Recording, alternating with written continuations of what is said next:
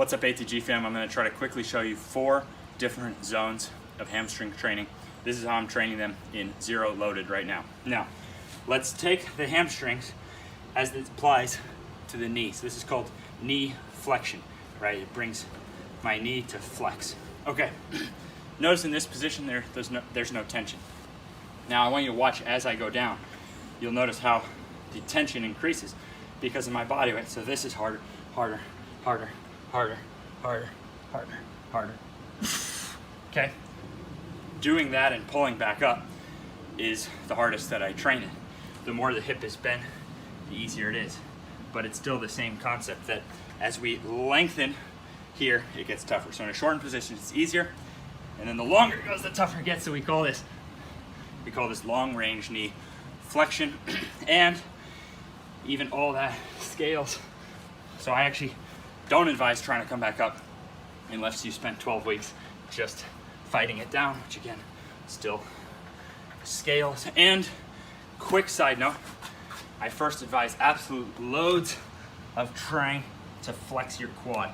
So most people, when it comes to really weak and painful knees, we want to get rid of any tightness behind the knee first. And this actually starts building up some time under tension just by holding your body weight. When you go here, there's more time under tension. So I advise really, if you wanted my most surefire route, I would advise 12 weeks with the goal of palms on the floor. So I'm trying to get my back as straight as I can with full flexibility of those quads. So think of that as a prep, then think of just fighting down on the Nordic, and then eventually being able to come back up provides almost limitless potential. So we've covered one area though so far, long range knee flexion. Now, if you go right here, this thing's only 60, 70 bucks.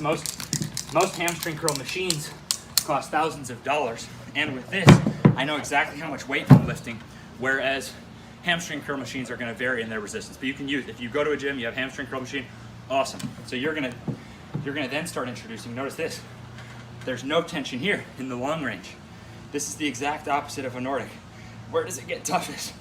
Oh, now on this one, again, the straighter the hip, the tougher it is. With this, we first advise just getting used to just pumping it and then trying to get where you're actually holding there. So you see that's short range knee flexion. It's the exact opposite of the Nordic. Now as we come here, and this will be the final drill, and actually last little note on this one. Again, like the Nordic, this one scales even more. Boop. So my mom started this one just working at body weight alone. Okay. But again, I don't like getting into any of the knee flexion stuff unless it's built on really nice ability to straighten, and we're not tight there. Okay. So we still follow that order. You see there, short range, long range. Now the hamstring doesn't only flex the knee, it also extends the hip. So you'd also have a long range and a short range. So this means long because it's stretching there, and then short because it's contracting.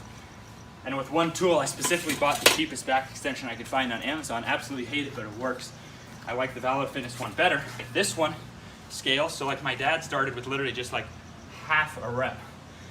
And now he does, full reps on 2 legs. But then that can go to single leg. And then by using a bar on back, you'll notice that I'm getting a pretty good, so I'm trying to keep my back as flat as I can. That's a stretch to get up through it and then hold that glute. Okay, how much you arch is a personal thing. I'm not thinking about that. I'm just trying to get where I can contract that glute. Now I'm stretching, stretching, stretching, stretching. Contract the glute. So I'm actually getting short range on the hamstring, short range and long range in one movement. And if I hit failure, so that's why I like this one.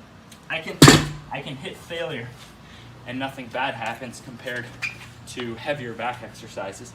It's mechanically really working against me. It's still very minimalistic and it's still very body weight centered. And if we look at what we've done, so in only 3 exercises, I've trained my hamstrings in 4 ranges. Long range on the Nordic knee flexion, short range on the monkey foot knee flexion, and then long and short on the single leg back extension. And 2 out of those 3 were single leg. I'm not saying you couldn't do single leg on a Nordic in terms of training, but if we look at this, maybe you could mix it up and like fight. But I like to have a little bit more, measurement. I like to have a little more time under tension. I like to get a little bit more range of motion in there. Okay. So I think we're best off leaving the Nordic as our double leg version because we still have these two as very exact single leg measurement to keep us balanced. So hopefully that helps you understand that we really have 4 zones of potential in our hamstrings.